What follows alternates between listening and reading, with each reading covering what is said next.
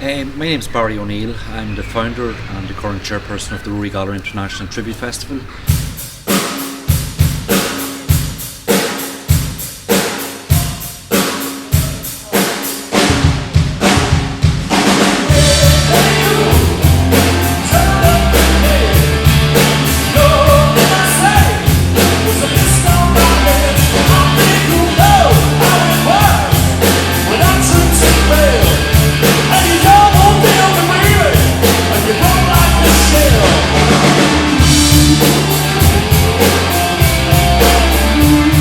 We're here at Ballyshannon. I'm here beside the very famous Rory Gallagher statue. We're here in Ballyshannon, the birthplace of Rory Gallagher, obviously, and this is where Rory was born in 2nd of March 1948 at the appropriately named Rock Hospital.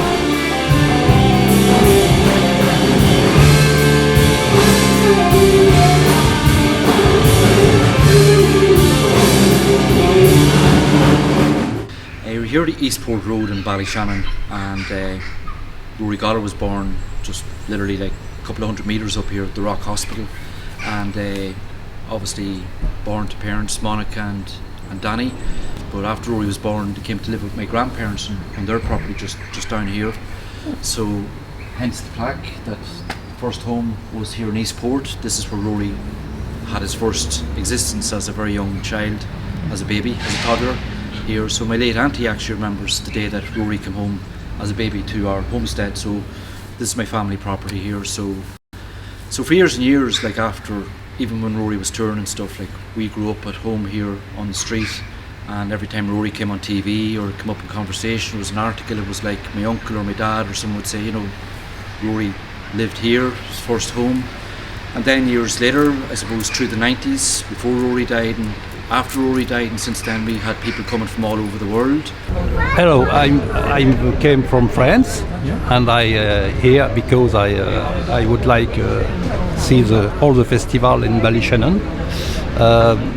And before I was working, so I can't go, and now I'm retired and I have all the time. It's good. I come from Germany, 100 kilometers from under Berlin, yes, and I'm the first time here. It's a favor for Rory Gallagher. Long time ago, 1967, 60, yeah, 1967. It's the second time I come here to see the festival. It's a good time to be there again. And why do you come here? Because I saw Rory Gallagher a few times. Really? In French, 2 or 3 times. George Doyle, Providence, Rhode Island, USA, and we're here for a long-standing love of Rory. Okay. And that's basically the bottom line right there. And basically asking, like, you know, Rory had such an influence on their lives. They'd seen him maybe in Philadelphia, they'd seen him in Munich or Berlin or Moscow or wherever, and they were saying like there's nothing for Rory. So about 2000, 5 years after Rory died, they started doing the tributes.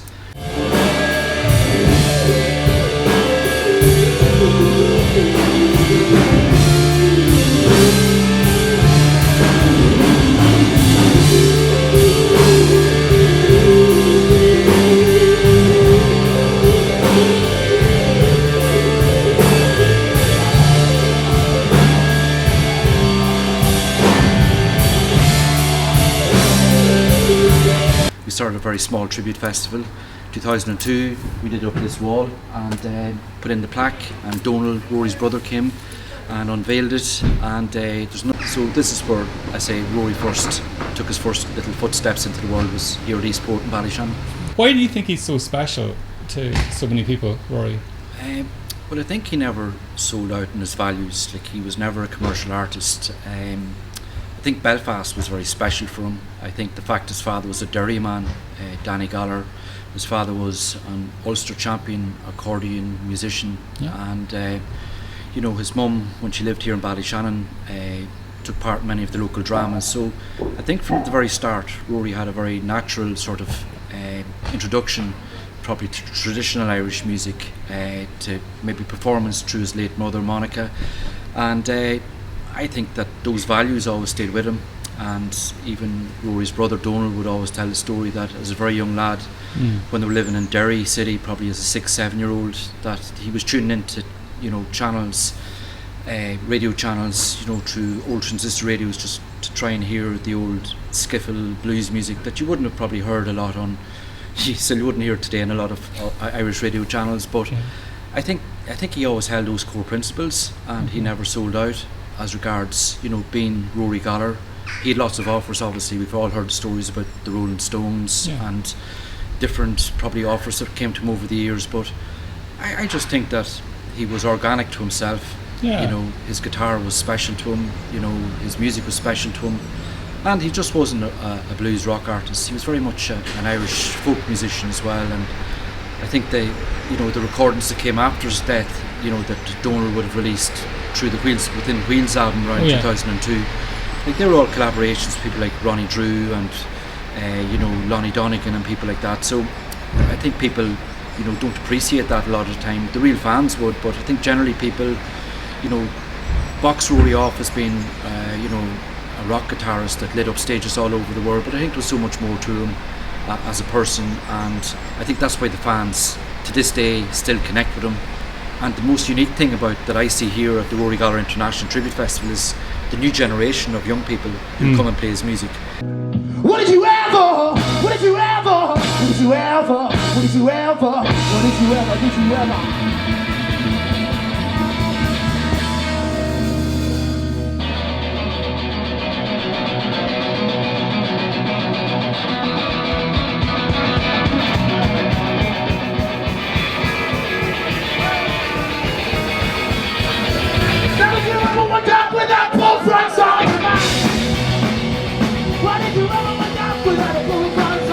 They have that connection with Rory. They know that Rory wasn't the guy that released singles, that Rory wasn't the person that basically wanted to do the charts. He was just a person that wanted to perform for his fans.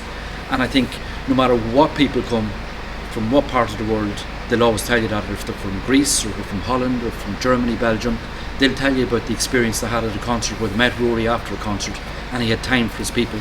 And I think that respect is still there 27 years after his sad passing. And his corner card was a beat-up strat that never left his side. And he cast his magic spell right there before your eyes.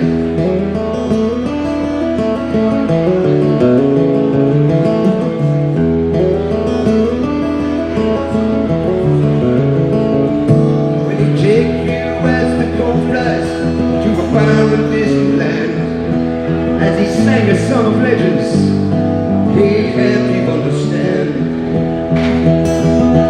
And he tattooed the blues deep into your soul, left you burning with a passion